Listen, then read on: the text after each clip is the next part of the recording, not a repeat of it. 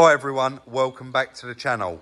Probably the first time we've ever done this, Chris. The third day on one car. Yeah. You are going to be seeing it later on, but we actually had a plan this morning to get this out, but we can't do that now due to the good old British weather. We cannot put it outside without the bonnet on it, without various other bits. We've now got 99% of the parts we're sure for it. But Chris said, why it's on the ramp, Rob, let's just crack on, get it watertight, basically. Yeah. Get the wing fitted, get the hinges fitted, etc, etc. So we are going to continue on with this one. I'm just going to pop off to the breaker's yard, grab a couple of other little bits that he's found, and Chris is actually going to crack on and get these wires soldered up from that previous loom. So quite a tedious job. Not a thing that anyone likes doing, especially with these little tiny wires, but I'll leave you in Chris's capable hands, and I'm just going to go and grab a couple of brackets for it. Take me back into your heart.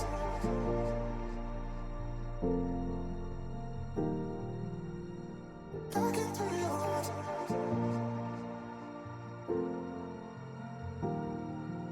Take me back into your heart.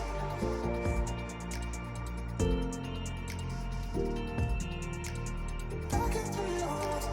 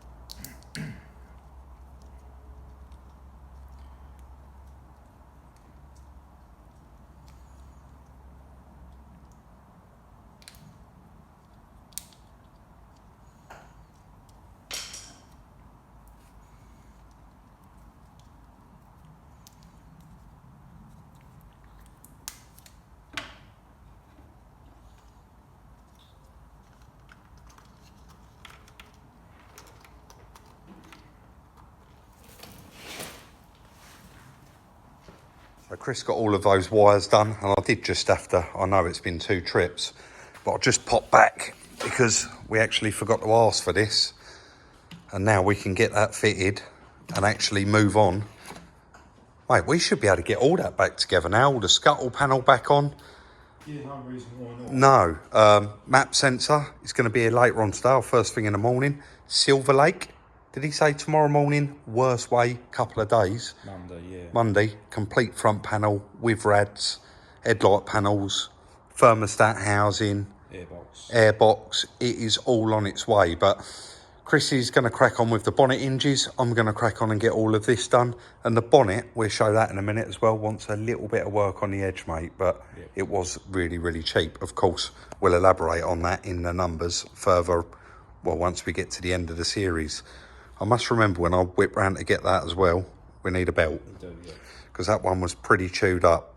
Right, let's crack on.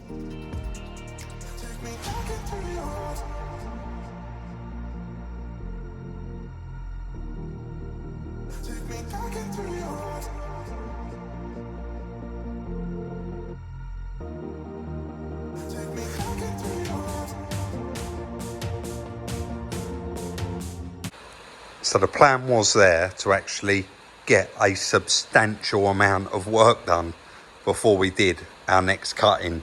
So while Chris was removing and fitting the new wing there, which is perfect and in colour, such a shame about those little scratches, because that wouldn't need painting. Maybe we should see what we can do with that. I cracked on, got all of that plastic work all fitted back in there perfect, all of this back on. Everything that we had laying around that we've bought over the last couple of days is now gone. When I did go and pick this up this morning, and also this pipe down here wasn't broken, but the bracket was, and Chris said we should be able to repair it. I thought, you know, while I was there, I'll just grab that pipe, it's done. We're just waiting for the auxiliary belt, and then we can get the cover back on the end there. While I was over picking them bits up, he had one of these left over, and it made me think, oh, we haven't got one for our bonnet, and it was the one that he had. So another little bit of luck. We seem to be doing all right with this one, Chris. Yeah, that's good. The bonnet come from Charing, got a little bit of damage on it. I've got to be gentle shutting it, because obviously it does shut a little bit higher than that, but we've just stuck it on there and kind of got the height right, got the hinges on there. I would say that we've got the hinges correct. And you would think this has got a bit of damage on it. We're actually crazy fitting this, but that's not the case. There is a method in our madness. If that was on a trestle, be a nightmare. I'd be round outside holding it while Chris is on here with a dent puller. On the car makes it so much easier to manage. So we'll just clean that up, get the dent puller on it, and then actually little skim of filler in there, Chris, hopefully, very, very minimal, and just tidy this edge up so that it all lines up, and then we can remove the bonnet again. But really, really chuffed so far. Just waiting for the rest of them bits to arrive, and then we can get them bolted on and actually get this running.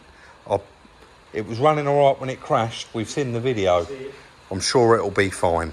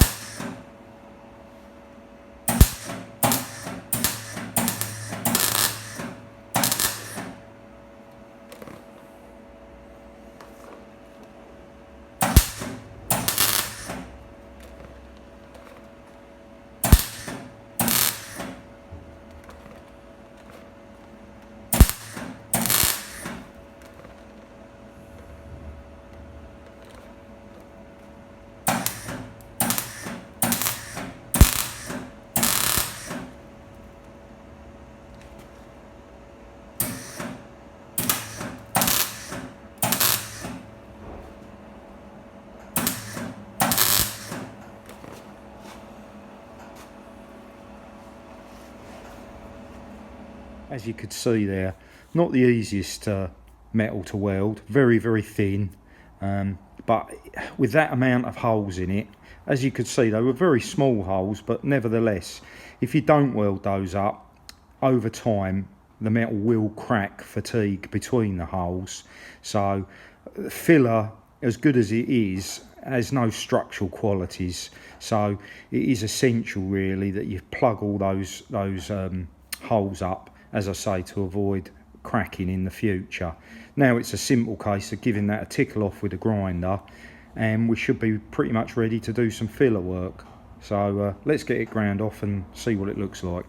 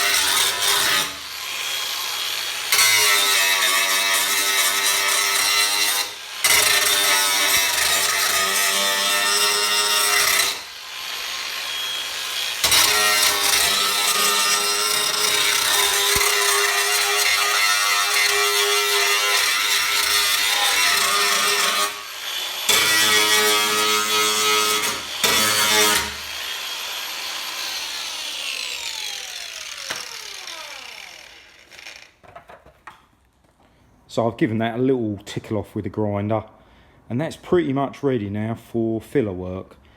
That will probably be in another video, as I think Rob's already mentioned in this video, the rest of the parts have arrived from Silver Lake. So we're probably gonna get on with that now and get this car built up and hopefully running. I did just want to swing round to my welder there, if I can zoom in. I did want to give a shout out to a local company, Electraweld, who I bought my first welder from them about 25 years ago. And this is in no way a sponsorship, it's just giving them a shout out. They're a great local company. I bought my first welder 25 years ago, and I've been using them ever since. And whether you're ringing up or ordering a £5 item or £500 item, you get the same level of service, which is rare nowadays. So anyone in the market for a welder, whether you're first time novice or you're professional, they are definitely worth a look. I don't think you'll be disappointed. So anyway, back on to fitting up this car.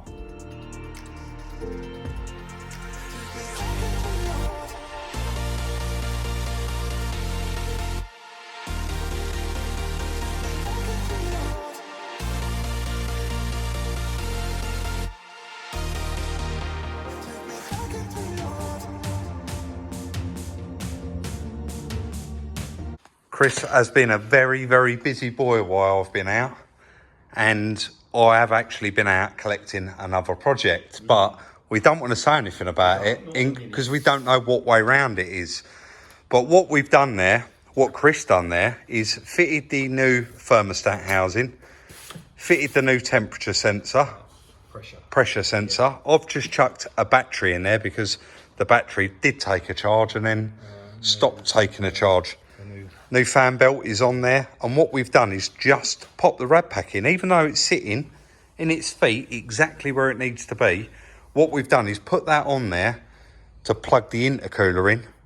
We're ready for fire in the hole, mate. We are, aren't we? We're just gonna, we'll do it all together and we'll see if it runs. I think I'll put the keys away, Chris. I think they're back in the drawer, mate, sorry. Well, the thermostat housing's making the right noises. It's probably screaming for a bit of water. You've got so many keys, Rob. They're on a white string and there's both keys together. I can see them here, mate, one sec.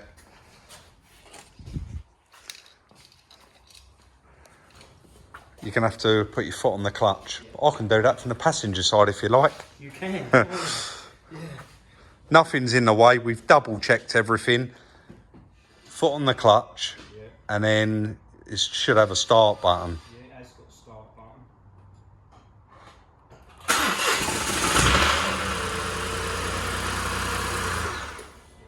Yeah, sounded a bit rough at first, but That's all we wanted to do. that is all we wanted to do. She is a runner. Now we can get it plumbed up, get some water in it. We are going to drop the oil, refill the oil, because there's not a dipstick on it. But when Chris was doing that little black cover, he could see that there was actually quite a lot of oil in it. That's why we did just start it up. You've got to pick those aircon pipes up. Aircon pipes, yes. Because I think once we've got those, the front panel can be fitted. Everything can be bolted on, yeah. Yeah, let's carry on and do that then. I think definitely get it all plumbed up. I know I'm actually going to sound a bit like a parrot, but this has come together so well. Now, while I popped out there, Chris has plumbed up radiator, new aircon pipes, all fitted. Everything is back where it should be. And you said everything just fell into place. Literally all went back completely as it should. So there is a bit of we think there's probably a process. That's why we separated that aluminium bar from that top panel. We're not sure whether they won't go on together, because obviously the alley bars have got to go in here and the front panel's got to sit over the top of the radiator. So we've actually separated them, and we're going to go with the aluminium bar first, which is going to allow us to slip the top landing panel over the top. So we're going to move straight on with that, and well, I reckon in about 10 minutes you're going to be driving this one up and down the yard. Be nice, won't It will be very, very nice indeed. Let's continue on and get the rest of the bits. That's the nice thing as well, and that's why we kept on with this project. We had bits everywhere for it. Yeah, so came together, didn't it? it did. And where we bought that front panel from Silver Lake with the rad pack, it come with that under section, and we didn't actually need any of that. Our one is all straight. So let's crack on and get the rest of the bits spot on it.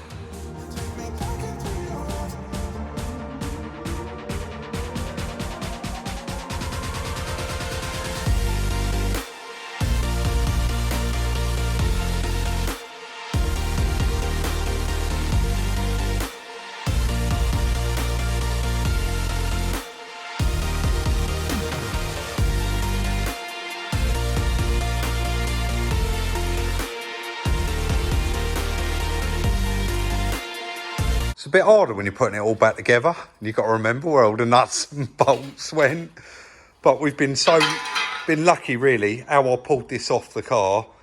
We've managed to, obviously it's got all the nuts and bolts in it that we do need, including the new headlight bolts for the new headlights, and Sheppy Salvage, where we got some few bits. Chris picked these up and said, oh, we might need them. And it just so happens that this front end that come from Silver Lake, the car had a smack in that headlight, and that bracket is all bent. So we've got that as well. Obviously there is going to be little tiny bits. Not a lot, though, I don't think there is. We've got the absorber. But we need that piece that goes inside the bumper. There's a little pack of louvers that go inside the bumpers. Very, very small. And it does literally, it goes in the bumper and it will fit in here, wouldn't it? Yeah, it's got and they're just, a little motor. They're just electric louvers, obviously to let in more airflow. And one of them's missing. We have actually got the centre, but you see this little fitting around the outside. And Chris said, you can bet that that's going to be one piece. Yeah, one piece. I have taken this air duct bit off, and that was to get all the airbox back in there and get it bolted down. Even with the airbox, we didn't have the bolt, but on our original front panel, still had the snapped off piece of airbox bolted to it, didn't it? Yes, so right, yeah. We're just going to carry on putting it back together. I thought we'd do a little bit of a cutting, otherwise it would be a solid 2 minutes of fitting it up. It's not tedious and it's not hard work. It's just a lot of bolts, and we want to crack on with it and get it to some degree before we keep doing cutting. So we'll continue on.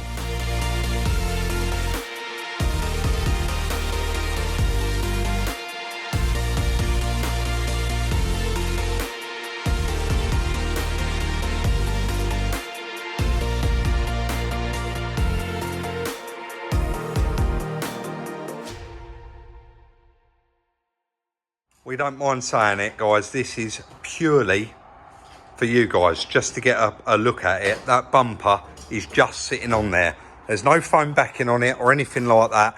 I've just put 2 little bolts in it just to hold it on there. so that you can just see pretty much the finished product. But Chris did just say, come on Rob, we've got to take it for a little drive in this video. I'd like to get in the passenger seat and show you how to drive a manual, if that's all right. But Chris is going to take it for the usual run up the yard. We've just chucked a bit of primer on that for now, just in case, because it does keep raining and then stopping. And I've latched the bonnet latches and put a cable tie for it. So take it out the yard, mate, see what sort of warning lights we got and what noises it makes. And did you time-lapse, Chris, has done the oil and filter? No, we have done oil and filter on it, and 3.4 litres come out of it, and 4.5 had to go back in it, because that's the required amount. So let's take it for a little spin. This headlight from Silver Lake, you can see straight away, it hasn't come on. I need to swap the ballasts over, or program that one in.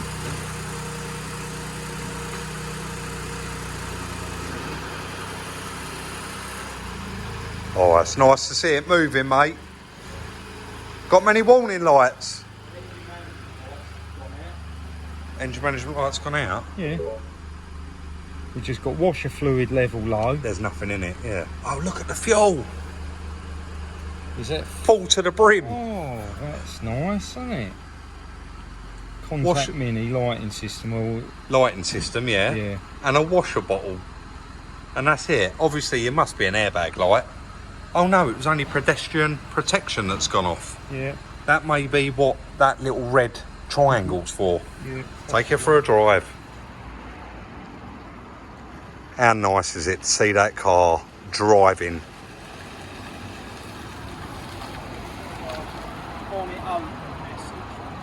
I don't think I've plugged the catches in. This headlight's the one that we've got, the new one, needs a lug on it. So I've literally just put, because it needs to be unplugged. All right, mate. Sounds nice. You can hear it beeping, where Chris was just saying there, it was saying bonnet open. But we haven't actually plugged the catches in, because that headlight's got to come out that side.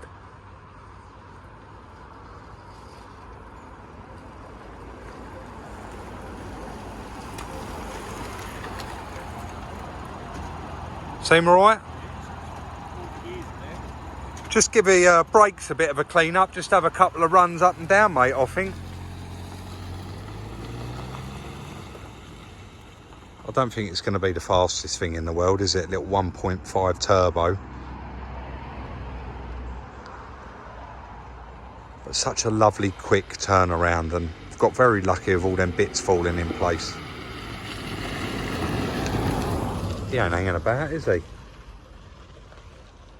The little back lights on it are actually Union Jacks. And when Chris pressed the brakes there, you can see them all light up.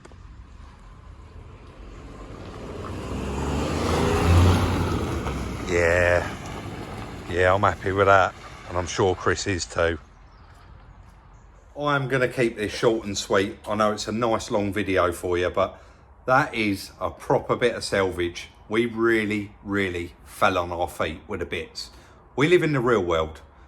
It ain't that easy. It is never as easy as that car has been.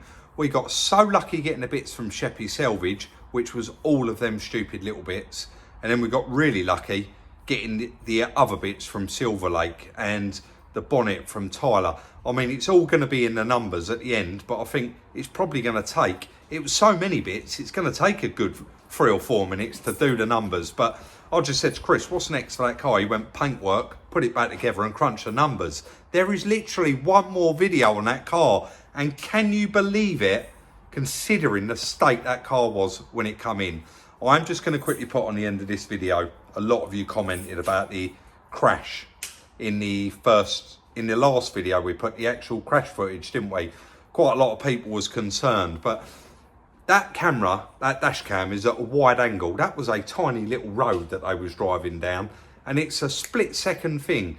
His foot slipped. He had no way of hitting the brakes, and before they knew it, it was over. So at the end of the day, accidents happen. I know 99.99% of you were very, very respectful in the comment section. So thank you, everyone. Don't forget, like, subscribe, share. Follow us on Instagram for the sneak peeks to sell us your car when we get our cars for sale if you're interested in the car. And don't forget to follow Captain Slow on his new Instagram. Chris at Salvage Rebuilds. Salvage Rebuilds Chris. Salvage Rebuilds Chris. I'm sure they'll find you. There's only one Chris. They'll definitely find you. We'll see you all very, very soon in the next one.